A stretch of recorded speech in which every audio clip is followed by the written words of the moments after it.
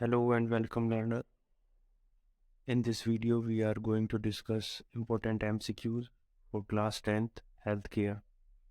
तो sample paper में से कुछ important questions जो कि MCQs हैं उनको हम डिस्कस करेंगे. टोटल 30 क्वेश्चंस इस सैम्पल पेपर में अवेलेबल हैं जिन्हें हम दो पार्ट में डिस्कस करेंगे.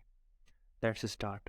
तो क्वेश्चन नंबर 1 है, Riyanshi work hard to get the best student award at the end of year. What type of motivation is this? Riyanshi best student के अवार्ड के लिए बहुत मेहनत करती है. तो ये जो मोटिवेशन है ये किस तरीके की है? तो ये एक्सटर्नल, ऑप्शन बी जो है एक्सटर्नल मोटिवेशन इसे हम कहेंगे, क्योंकि आप बाहर से कोई चीज़ एक्सटर्नली कोई अवार्ड या रिकॉग्निशन चाहते हैं. ठीक है. सेकंड क्वेश्चन है, which of the following is not promotional entrepreneurial function. तो इसमें इन तीनों ऑप्शन जो हैं ए बी सी, इनमें से कौन सा प्रमोशनल एंटरप्रेन्योरियल फंक्शन नहीं है? नॉट. तो इसमें है डायरेक्टिंग. बाकी ए और बी जो है वो प्रमोशनल एंटरप्रेन्योरियल फंक्शंस में आते हैं. तो ऑप्शन सी सही है, डायरेक्टिंग. नेक्स्ट क्वेश्चन है, dash individuals have an inner urge to do something.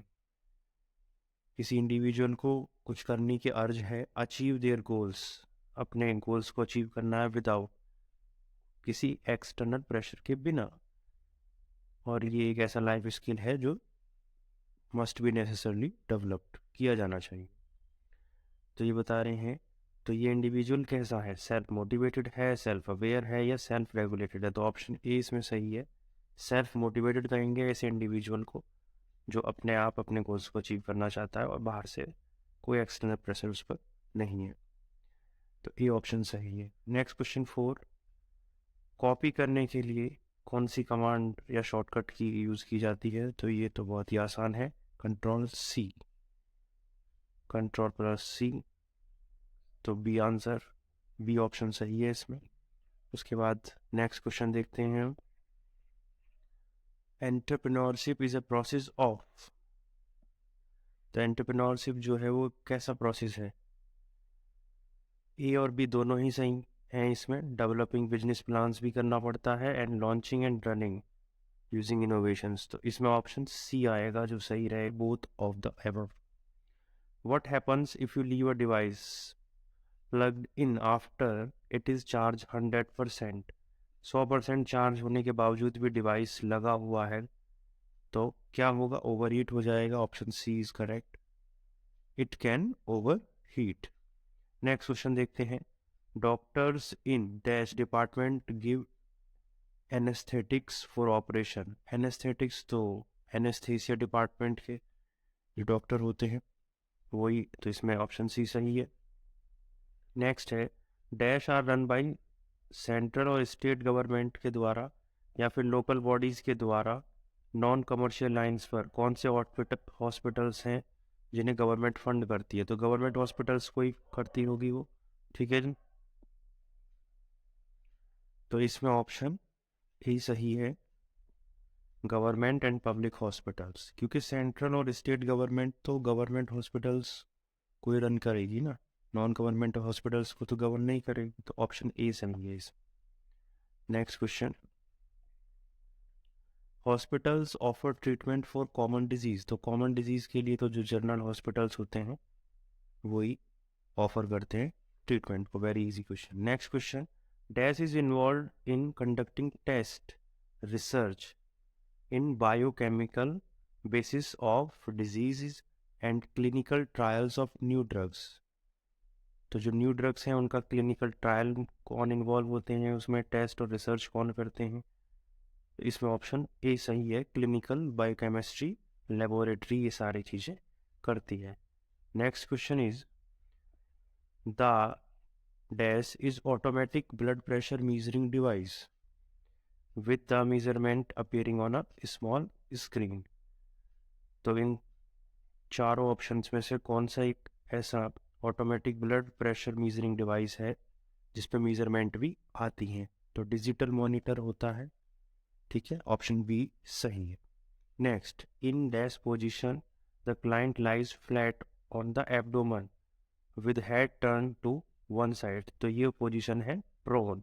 Option A is correct. Prone position है जिसमें जो है क्लाइंट जो है अपने फ्लैट होता है एकदम on the abdomen with hand turn to one side. Next question, the highest number या टॉप नंबर जो refer to the pressure inside the artery. जब हम जो है ब्लड प्रेशर नापते हैं तो उसमें जो हाईएस्ट नंबर होते हैं, ठीक है, उसको क्या कहते हैं? Systolic pressure. दो चीज़ें होती हैं उसमें, हाईएस्ट नंबर वाले को सिस्टोलिक प्रेशर कहते हैं और लोवेस्ट नंबर को हम कहते हैं डायस्टोलिक। और ये नॉर्मल वैल्यू जो होती है इसकी 120 होती है सिस्टोलिक की, ठीक है जी, और लोवेस्ट वाले की जिसे हम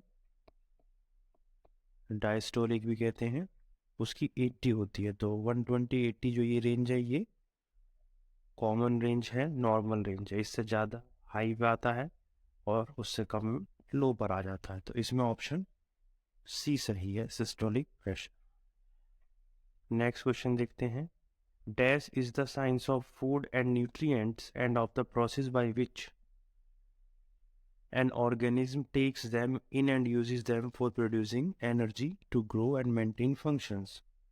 तो इसमें ऑप्शन सी सही है, nutrition is the science of food and nutrients and of the process by which organism takes them in and use them for producing energy produce करने के लिए। तो option C is correct. Next question, dash is a disease caused by influenza virus. Influenza virus से कौन सी disease होती है? Flu. A highly mutant DNA virus है ये, तो ऑप्शन डी फ्लू आएगा इसमें। Flu is a disease. Next question, dash is use to indicate the prevention of infection usually by inhibiting the growth of bacteria in wounds or tissues। B option सही है इसमें, antisepsis is use to indicate the prevention. तो antisepsis ही है जो prevent करती है infection को, ठीक है, usually by inhibiting the growth, bacteria की ग्रोथ जो वाउंड्स होते हैं उसमें। तो बी ऑप्शन एंटीसेप्सिस सही है, प्रिवेंट करती है infection. Next question, A dash is an organism which lives inside a different organism in a symbiotic relationship, ये easy है, in which only the parasite benefits from the symbiosis। तो इसमें option D सही है, parasite कहते हैं इसे।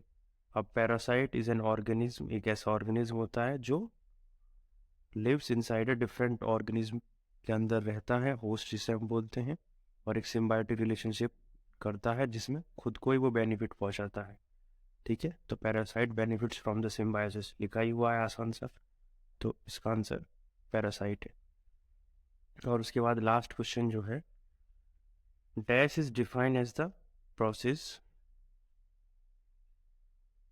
Bye which an article surface or medium is free. तो ये है स्टरलाइजेशन, ऑप्शन बी।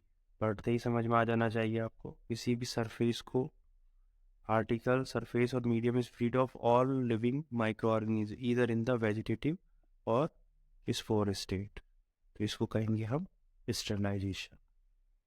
तो option B is correct in this question. तो इस वीडियो में इतने ही एमसीक्यूज को हम डिस्कस करेंगे, बचे हुए जो कुछ एमसीक्यूज हैं उनको नेक्स्ट पार्ट में हम डिस्कस करने वाले। Thank you.